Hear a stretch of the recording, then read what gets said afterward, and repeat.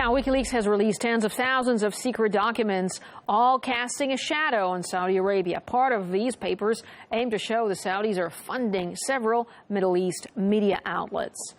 For example, one top secret document is said to quote the decision of the Saudi Ministry of Foreign Affairs. The politicians approved a move to give financial aid to foreign media supporting the kingdom's interests, while confronting the so-called anti-Saudi coverage in the Middle East.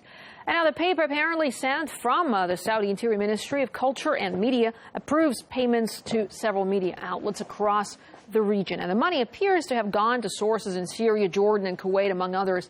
Newspapers and sites across these countries were receiving up to $30,000.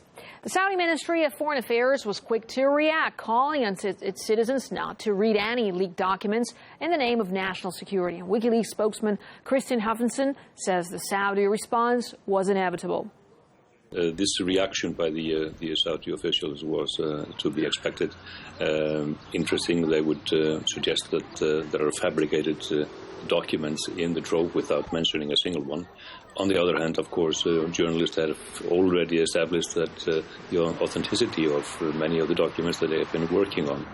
And just to remind you that in the history of Wikileaks, there has not been a single example where Wikileaks has produced or published a document that has been called out as fabrication.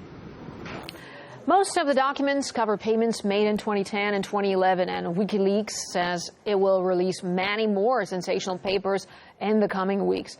Ali Al-Ahmed is the director of the Institute for Gulf Affairs and says the Saudis have built a real media empire.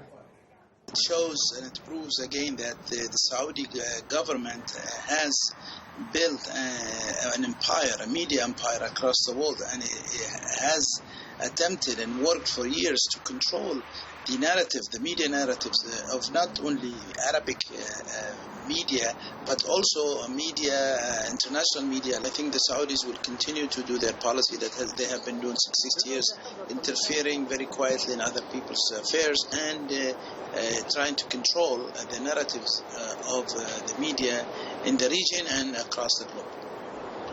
Well, after the break, we report on the volunteers coming to eastern Ukraine to help civilians caught in the hostilities there. Stay